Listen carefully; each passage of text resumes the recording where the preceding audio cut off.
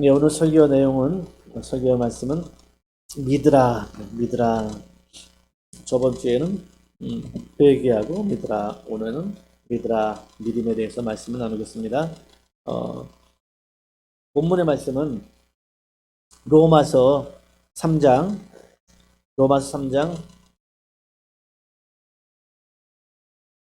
21절, 22절 두 절을 보시겠습니다. 그리고 히브리서 11장 1절의 말씀을 보시겠습니다. 예, 우리 두 절을 같이 합독하겠습니다. 시작. 이제는 율법에 하나님의 한 의가 나타났으니 율법과 선지자들에게 증거를 받은 것이라. 곧 예수를 그리스도를 말 미친 차별이 없느니라. 예, 이제는 히브리서 11장 1절입니다. 시작. 믿음은 바라는 것들의 실상이요 보이지 않는 것들의 증거니. 예, 오늘은 믿으라 이런 내용을 말씀을 중심으로 나눌 수 있도록 하겠습니다. 하고 다 같이 들어가는 말을 보시겠습니다. 지난주에 우리는 바른 믿음을 갖기 위해서는 반드시 회개가 있어야 한다는 내용을 다루었습니다. 회개가 없는 믿음은 문제가 생기고 결국은 파산하고 만다고 했습니다. 왜 바르게 믿으려면 회개가 있어야 할까요? 믿음의 세계는 지금까지 우리가 살아온 세계와 전혀 다른 길이기 때문입니다. 회개는 하나님께 돌아오는 것을 말합니다. 하나님께 돌아가는데 가장 큰 벽은 죄입니다. 죄란 빗나간 관역을 말합니다. 시위를 떠난 화살은 처음에는 미세한 것 같지만 멀리 떠나면 떠날수록 관역과 더 멀어집니다. 결국 죄는 하나님이 목적하신 결과물에 이룰 수 없다는 것이지요. 여기서 돌이키는 것을 회개라고 합니다. 그리고 회개한 자가 반드시 가져야 할 것이 믿음입니다. 구약 성경에서는 하나님을 믿는다는 것은 그가 약속하신 것을 확신하고 조금도 망설임 없이 그분의 말씀을 신뢰하며 굳게 의지하는 것을 말합니다. 창세기 15장 6절 말씀. 아브라함이 여호와를 믿으니 여호와께서 이를 그의 의로 여기시고. 신약 성경에서는 믿음을 어떤 것을 사실로 인정하다, 어떤 것을 의지할 만큼 확신을 갖다는 의미입니다. 히브리서 11장 1절 말씀. 믿음은 바라는 것들의 실상이요 보이지 않는 것들의 증거니. 성경을 종합해 보면 믿음을 수수께끼처럼 제시하지 않고 그 의미를 상상에 맡겨놓지 않았습니다. 우리가 믿는 믿음은 허상이 아닙니다. 실상입니다. 예수 그리스도는 인류 역사 속에 오셔서 우리에게 선물을 주고 가셨습니다. 율법이 아닌 은혜라는 것을 통하여 구원을 선물로 주신 것입니다. 이 구원을 받기 위하여는 믿음이 필요한 것입니다. 오늘은 믿음이라는 내용을 중심으로 말씀을 전하도록 하겠습니다. 아멘. 예. 저번 주에 회개에 대해서 말씀을 나눴죠.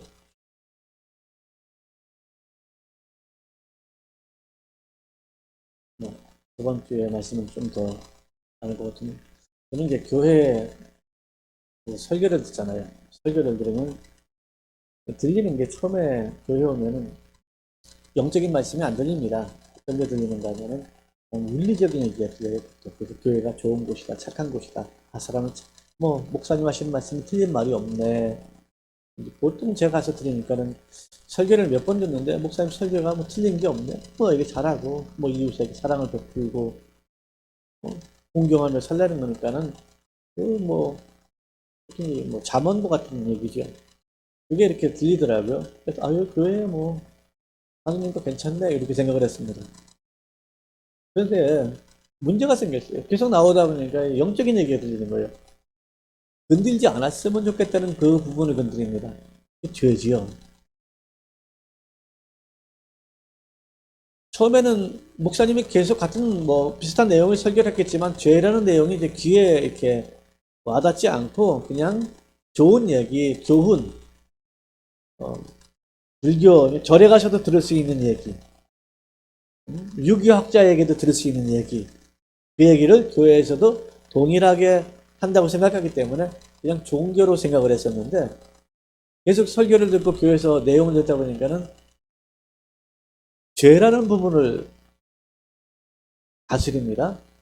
다뤄요. 그런데 그 죄라는 얘기를 다루는데 그냥 죄를 개념적으로 다루는 게 아니고, 계속 듣다 보니까는 그 죄가 나하고 뗄래야 뗄 수 없는 그런 그 관계가 있다는 걸 알겠더라고요. 여기서부터 사실 고민이 오는 거예요.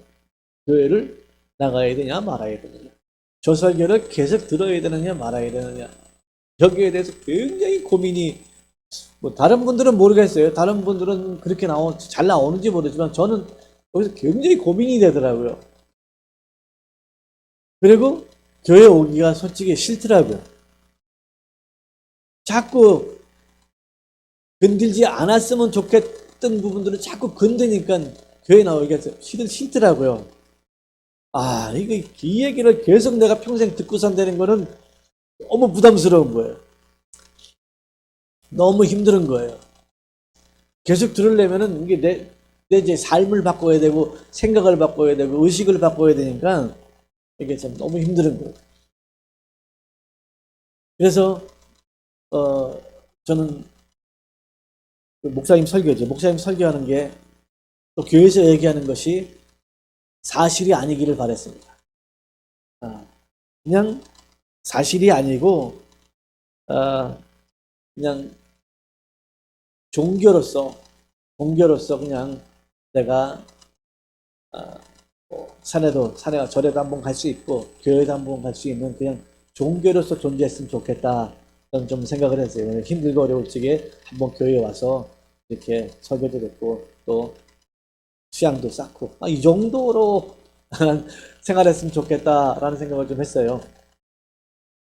그런데 설교를 듣는데 너무 괴로운 거예요. 죄를 다뤄요. 죄를 다루는데 너무 듣기가 힘들고 어렵더라고요. 개인적으로 너무 괴로웠습니다. 이 죄. 그리고 설교를 들으면 들을수록 영적인 말씀이 들리기 시작하는데, 들으면 들을수록 뭡니까? 내 삶을 조금 바꿔서 되는 게 아니더라고요.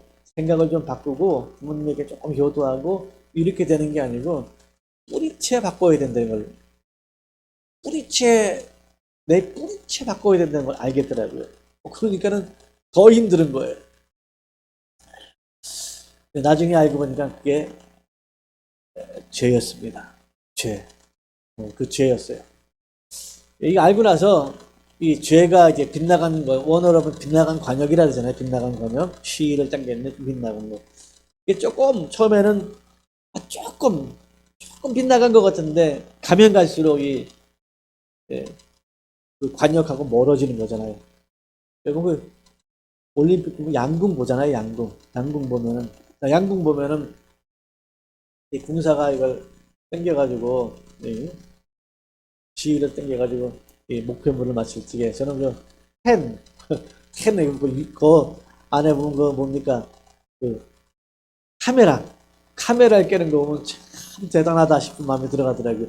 사실 그 1mm만 빗나가도 전혀 다른 곳으로 가잖아요.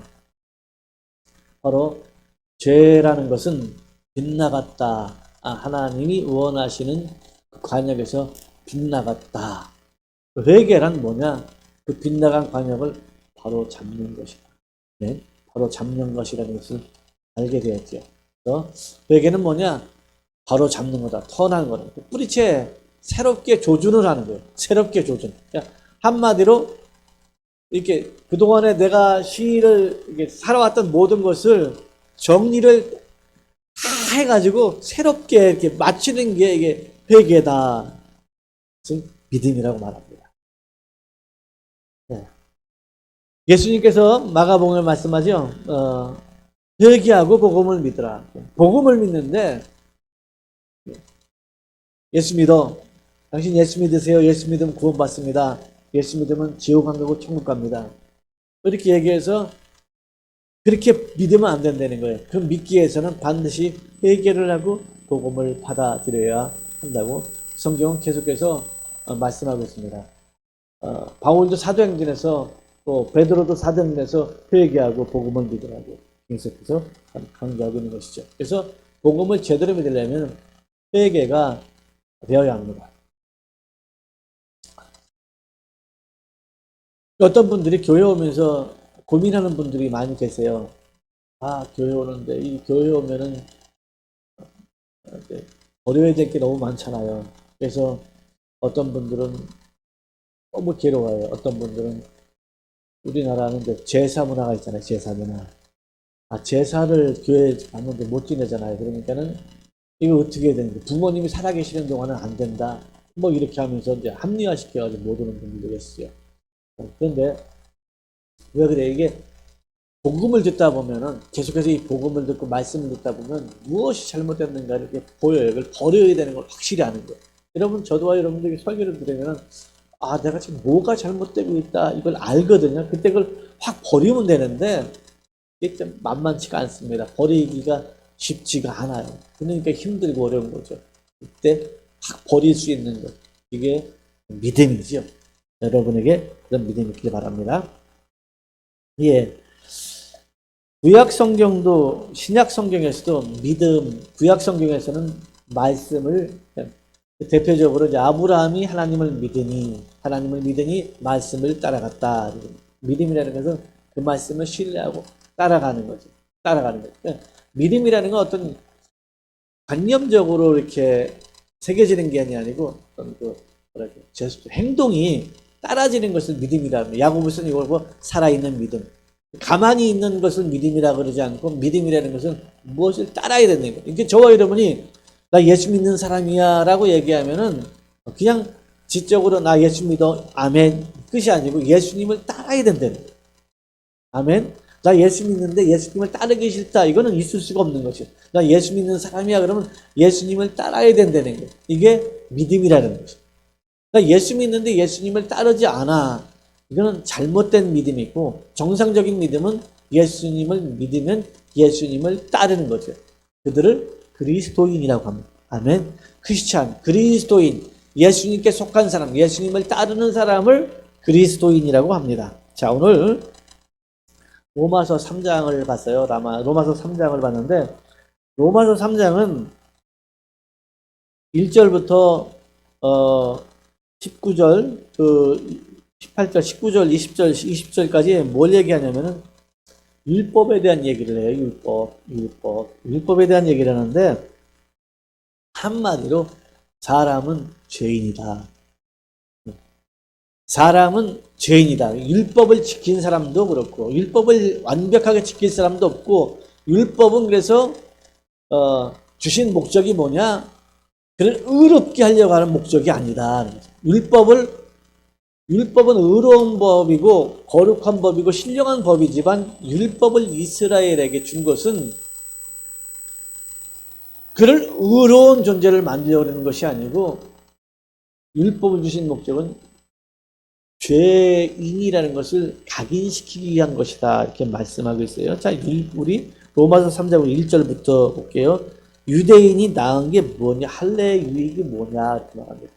유대인이 우리보다 더 나은 게 뭐냐? 할례를 받았는데 그 할례의 유익이 뭐냐? 이것은 많은데 첫 번째가 뭐냐? 하나님의 말씀을 받은 사람들이다. 이런 것이죠. 유대인이 나은 게 뭐냐? 우리보다 먼저 하나님의 말씀을 받은 사람이다. 저들이 할례를 받은 유익이 뭐냐? 나다.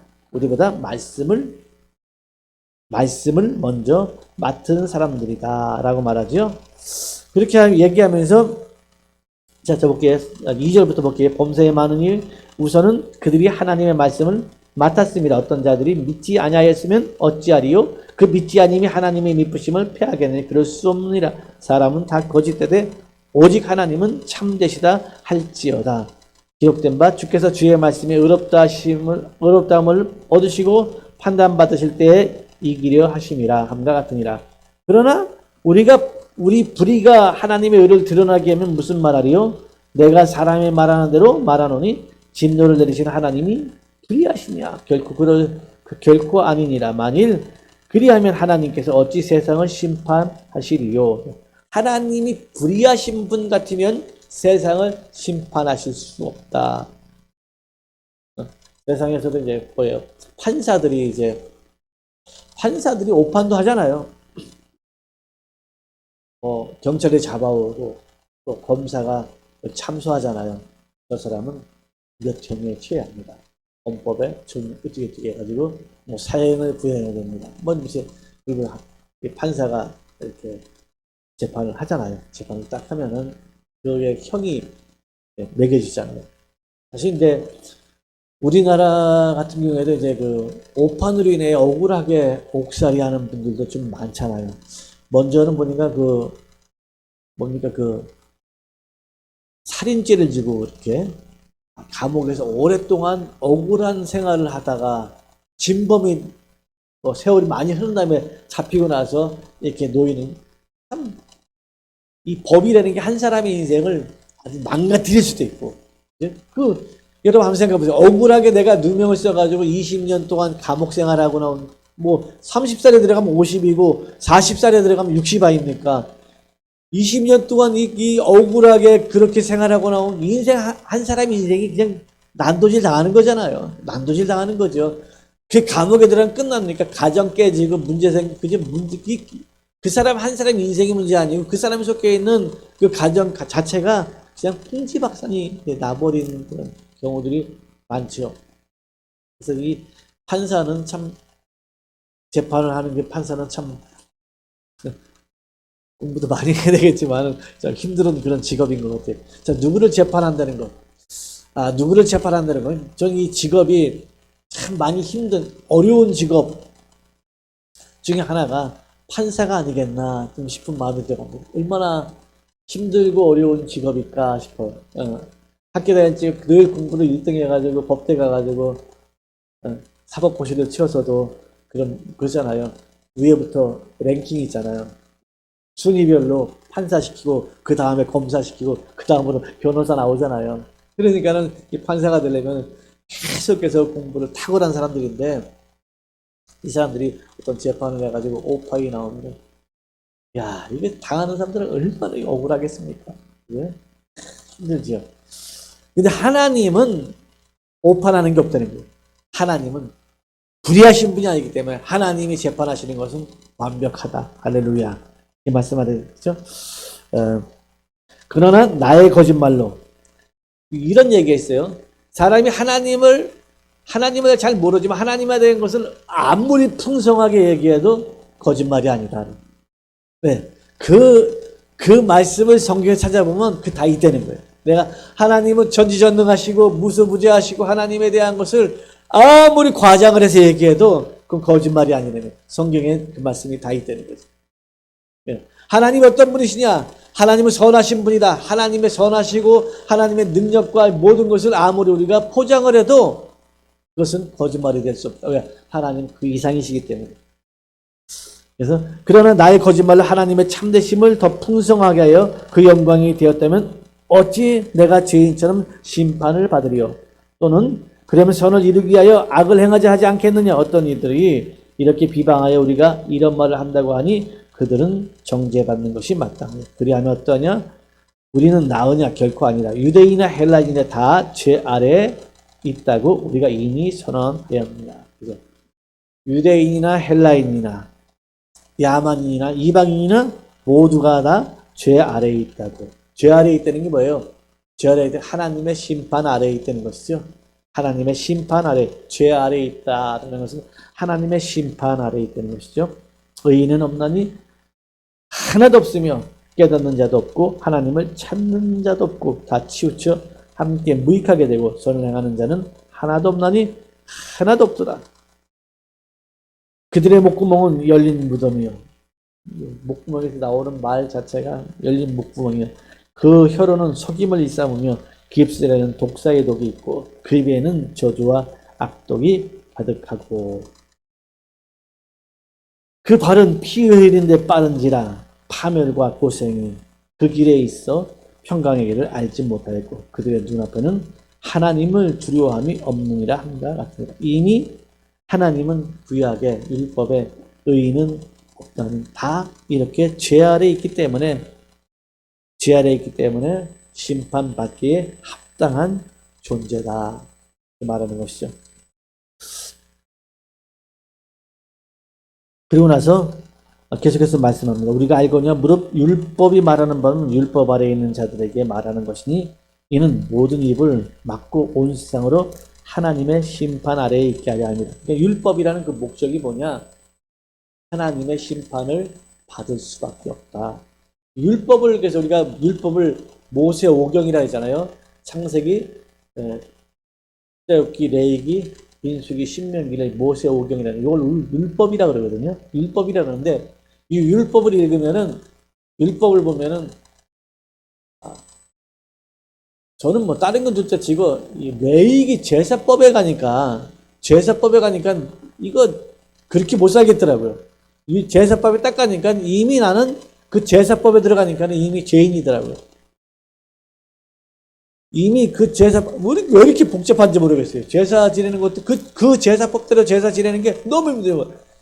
이 제사법대로 보니까 이미 나는 죄인이더라고요. 멸망하기에 딱, 지옥 가기에 딱, 하나님 보기에 심판 아래에 딱 있는 존재더라고요. 그러므로 율법의 행위로 그 앞에 의롭다 하심을 얻을 육체가 없나 율법으로는 자 죄를 깨달습니다. 하나님 율법을 주신 목적은 율법을 잘 지켜서 의로운 사람이 되라 그런 게 아니고, 율법을 주신 목적은 사람이 너도 어쩔 수 없는 죄인이다. 어쩔 수 없는 죄인이다. 너도 하나님의 심판 아래에 있는 존재다 라는 것을 깨닫기 위해서. 그래서 율법을 잘 읽은 사람은 율법을 읽고 나는 괜찮은 사람이야가 아니고 나는 하나님의 심판받을 존재야 라고 율법을 읽으면 성경을 참 잘 읽은 거예요. 근데 율법을 읽고 나니까는 자꾸 이제 교만해. 그러니까 우리 바리새인과 서기관들이 이제 교만한 게 그거였잖아요. 그래서 율법을 받았는데 읽고 나서 자기는 괜찮은 사람이라는 거예요. 기도 내용도 어떻습니까?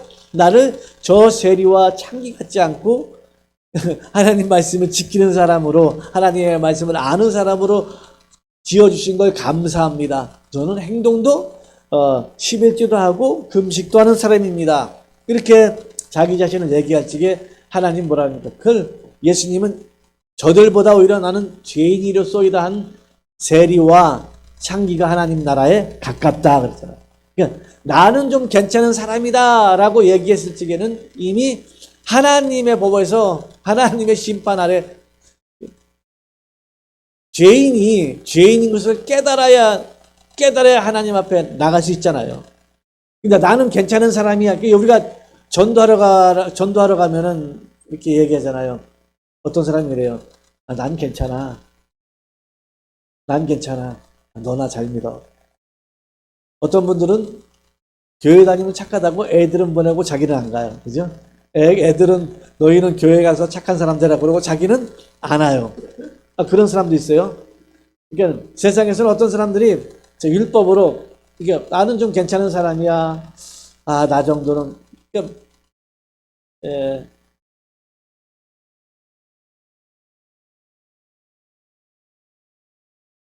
한마디로 나는 뭐 우리 집안은 예수 믿은지 3대가 돼.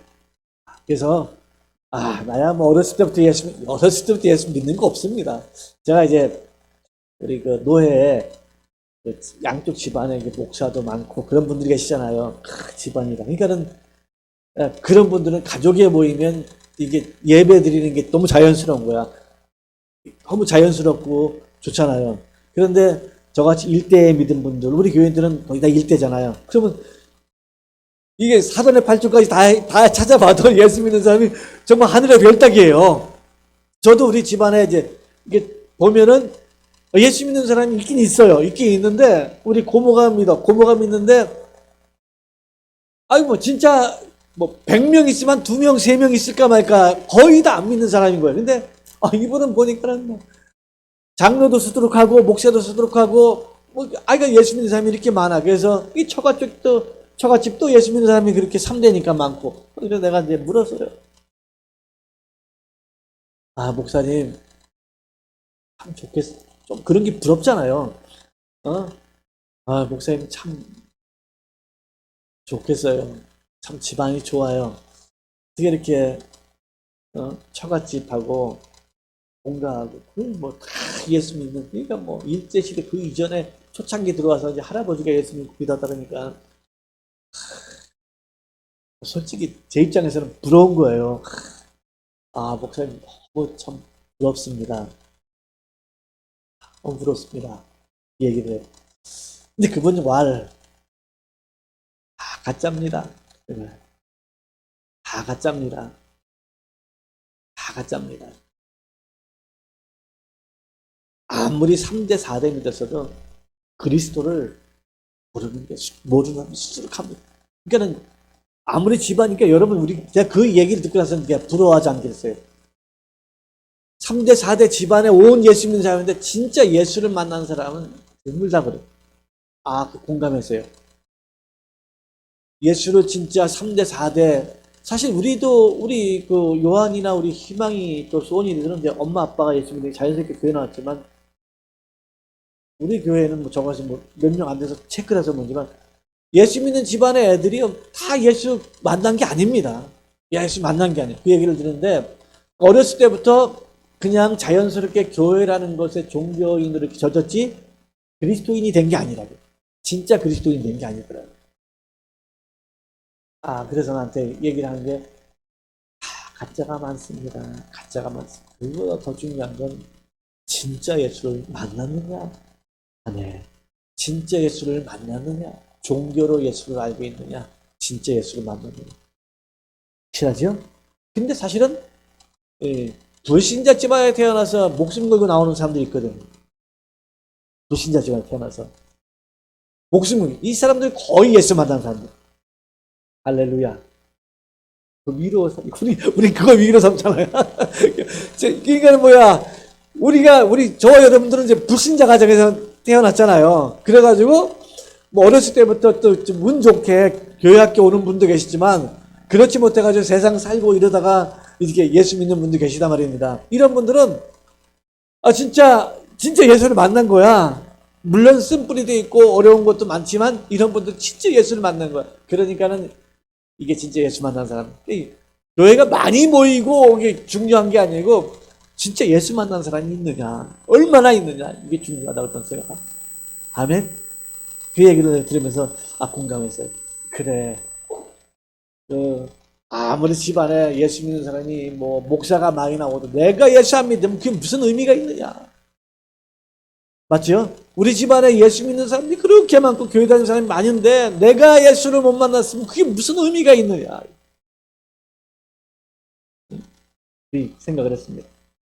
자, 율법이라는 것은 주신 목적은 저거요. 너 죄인이다. 너 죄인이야. 그게 뭐예요? 너는 이 죄를 해결해야 된다.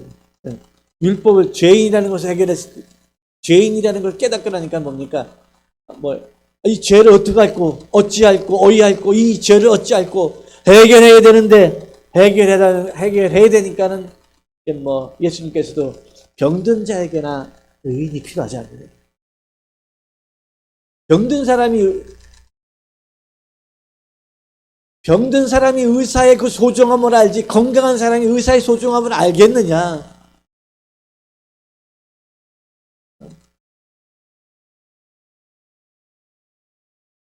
제가 이제 몇 년 전에 쓸개를 뗐잖아요. 쓸개를 뗐는데, 그 집도하는 의사가 참 존경스럽더라고요. 그 찌개에 호수를 낑겨가지고, 그걸 땡고, 참, 그러면서 내가, 이야, 참, 굉장히 존경스러워 보이더라고요. 근데 사실은 제가 이제 건강할 적에는 그 의사는 그냥 의사인가 보다 그랬죠. 근데 내가 아플 적에 그 의사가 얼마나 소중함을 좀 알겠더라고요. 근데 이에 똑같이 우리가 예수의 소중함을 아는 사람은 누구냐? 바로 내가 죄인인 걸 아는 사람. 아멘. 예, 율법을 주신 것은 예수가 얼마나 당신의 인생에 소중한 분인 줄 아느냐, 알게 하기 위해서 줬다는 거예요. 근데 난 예수 믿는데 예수의 소중한 그 가치를 모른다는 것은 이미 율법을 모르는, 율법의 목적은 뭐냐? 예수가 당신의 인생이 얼마나 가치가 있는 분인지 아느냐, 그죠? 하나님이 그런 거예요. 구약 성경에서도 율법이라는 것 말고, 율법이 나쁜 법은 아니에요. 율법이라는 것 말고 하나님이 율법 외에 하나 더 의를 정해놓은 거예요. 율법으로는 모든 사람들이 뭡니까? 멸망당해야 되니까.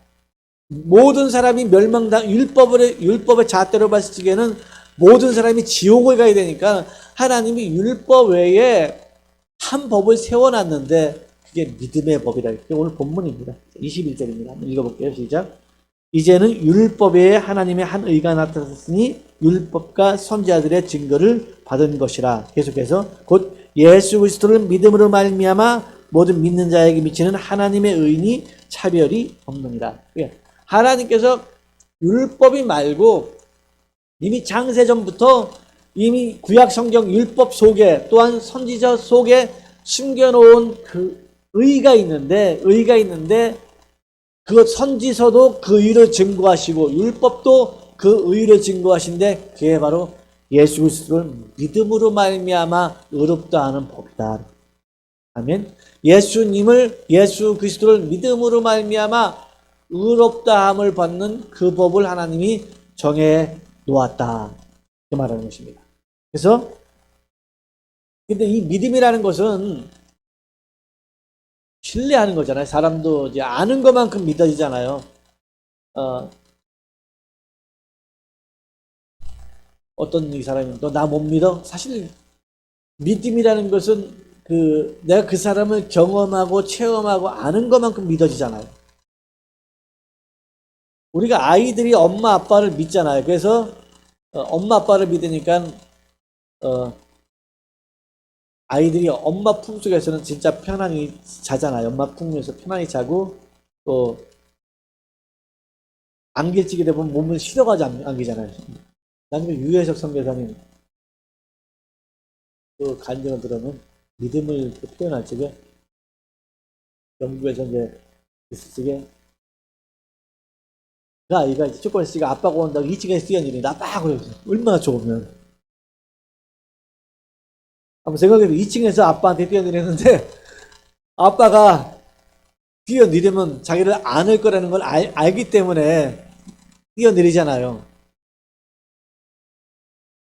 아빠를 못 믿으면 뛰어내리겠습니까? 그죠? 아빠 하고선 2층에서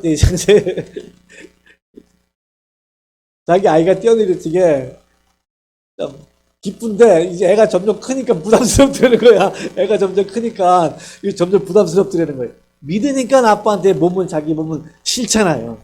어? 자기 몸은 싫잖아요. 믿음은 바로 그런 거예요. 하나님을 믿는다는 것은 믿으니까 우리가 그에게 기대는 거잖아요. 기대는 거. 우리가 지팡이를 기댈 적에도 지팡이를 믿으니까 지팡이를 짚고서 이제 연세들 몸이 불편하신 분들은 그걸 의지하잖아요. 지팡이만큼의 힘을. 그래가지고 기대는 것처럼 믿음은 뭐냐? 하나님께 기대는 것이다. 기대는 것. 하나님께 기대는 것이다. 여러분 인생에서 잘 믿는 사람은 그러니까 염려, 근심, 걱정이 없어지는 거예요. 하나님께 기대니까. 부모님을 믿는 사람들은 부모님이 나를 보호해 주시고 책임진다는 걸 믿는 사람들은 걱정거리가 없잖아요. 걱정거리. 아이들이 에스더나 영광이 같이 아이들이 근심거리가 없잖아요. 왜? 자기는 염려 하나도 안 해요. 아빠 엄마가 다 책임질 것을 믿기 때문에 염려, 근심, 걱정을 하나도 안 하는 거야. 이제 조금 이제 성장을 하면은 이제 염려, 근심, 걱정을 하죠. 왜? 이제 자기가 자기 인생을 책임져야 한다니까는. 내 인생 내가 책임져야 한다니까 그때부터 이제 힘들고 어려운 거죠.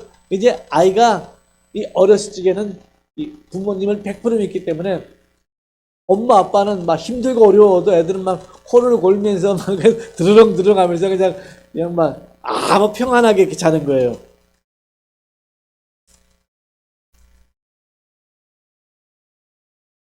예전에 우리 그 이삭이 낳고서 이제 교회 이제 신방을 했어요. 신방에서 목사님하고 교회 이제 집사님하고 전사님이 오셨어요.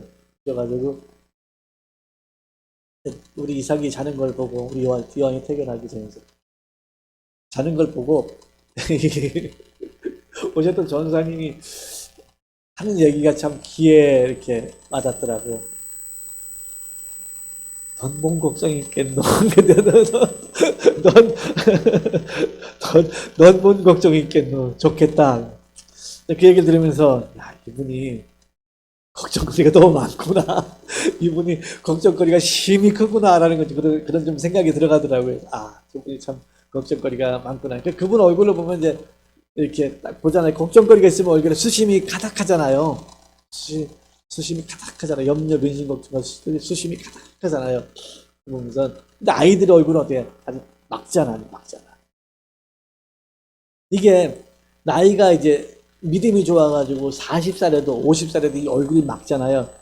결국 우리가 신령하다는 거예요. 아, 저 사람 나이가 50인데 50이면 세상에 찌들어가지고 어떻게 돼요? 거의 송장 비슷하게 되어 있잖아요. 송장 비슷하게 돼야 되는데 나이가 50이 넘었는데도 이게 너무 평안한 거야. 아, 아무 걱정. 그렇다고 집에 돈을 재는 것도 아닌데 얼굴이 너무 평안한 거야. 애들이 그렇다고 문제 안 생기는 것도 아닌데 너무 평안한 거예요. 아, 이런 사람을 보고 정말 하나님을 믿는다. 그리고 하나님 믿는 삶이 되시길 바랍니다. 예.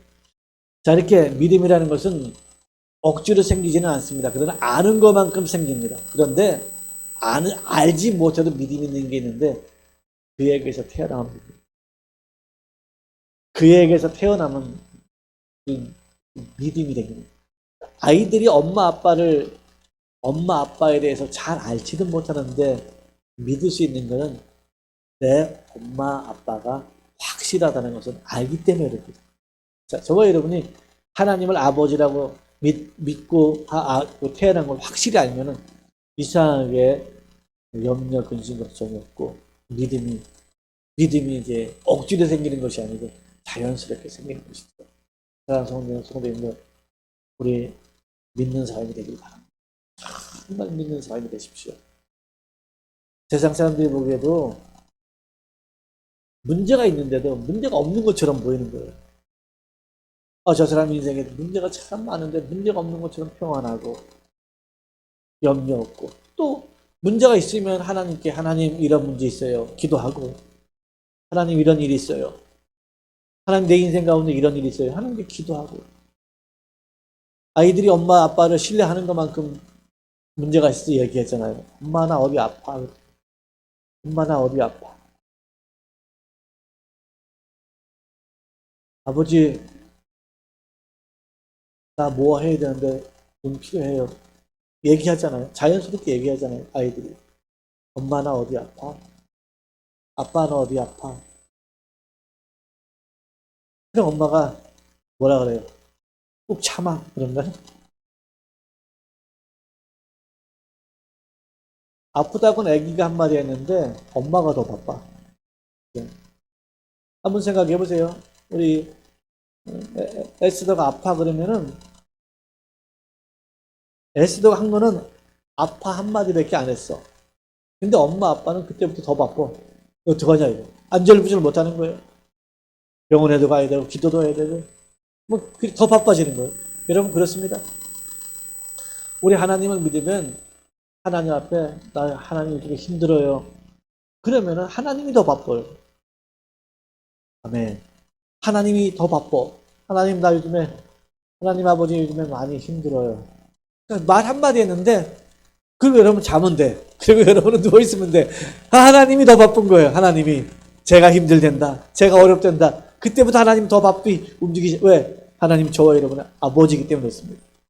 하나님 저와 여러분의 아버지이기 때문에 야, 하나님 나 이것 때문에 많이 힘들어요. 이거 어떻게 해요? 한마디 고백만 했는데 그때부터 하나님이 더 바빠지고 더 움직이기 시작하고 있는 것이에요. 이게 있는 것입니다. 그러니까 우리 그리스도인의 특징은 뭡니까? 믿는 것만큼 기도하게 되고 믿는 것만큼 평안하게 되고 믿는 것만큼 자유롭게 되는 거예요. 자유하다라는 게 믿는 거예요. 여러분 예수 잘 믿는 그런 성도님들이 되시길 바랍니다. 아멘. 자, 우리가 그렇게 믿음을 가진 것은 예수 그리스도는 믿음으로 말미암아 하나님이 의롭다, 의를 정했다.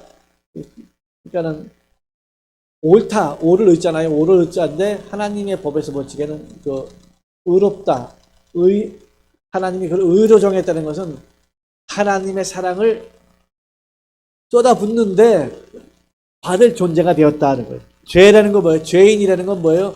하나님의 사랑을 받을 그릇 준비가 안 돼 있다는 거예요. 하나님이 의로 정하셨다는 것은 하나님이 믿음의 법으로 의로 정하셨다는 것은 하나님의 사랑과 하나님의 은혜와 복을 받을 그릇이 되어버렸다는 거예요. 아멘. 하나님이 나를 내가 예수를 믿음으로 말미암아 의로운 존재가 되었다라는 것은 하나님의 사랑과 은혜와 하나님의 복, 하나님께 속해 있는 모든 것을 받을 준비가 된 존재다라는 거예요. 그게 믿음이라는 거예요. 의인이라는 거예요. 할렐루야. 그게 의인이라는 거예요. 의인이다. 그럴 적에는 하나님의 복을 받을 준비가 확실하게 완벽하게 되어 있다는 거예요. 아멘. 완벽하게 하나님이 당신에게 우리에게 복을 주기에 완벽하게 준비되어 있다. 이걸 의롭다는 거예요. 근데 그 의로운 것이 우리의 행위로 되지 아니하고 예수 그리스도를 믿음으로 말미암아 의롭게 되는 것을 정해놓은 것이 하나님의 법이다. 아멘. 하나님의 법이 뭐냐? 예수 그리스도 하나님의 사랑을 받을 준비가 됐는데 그 의롭다 하는데 그 준비가 우리의 노력과 애씀과 열정이 아닌 믿음으로 하나님의 준비합니다. 그래서 예수 그리스도를 믿음으로 말미암는 모든 의는 차별이 없다. 어떤 사람은 잘나서, 어떤 사람은 훌륭한 일을 해서, 어떤 사람은 더 거룩해서가 아니고 하나님의 의를 이루는 것은 차별이 없다. 못난 사람이나 잘난 사람이나 세상에서는 차이가 나죠. 못난 사람, 잘난 사람 차이가 나지만 하나님 보는 관점에서는 차이가 없습니다. 하나님의 사람은 동일하게 만나는 것입니다. 그래서 우리는 예수를 믿는 그런 성도님들이 꼭 되셔서 하나님의 사랑을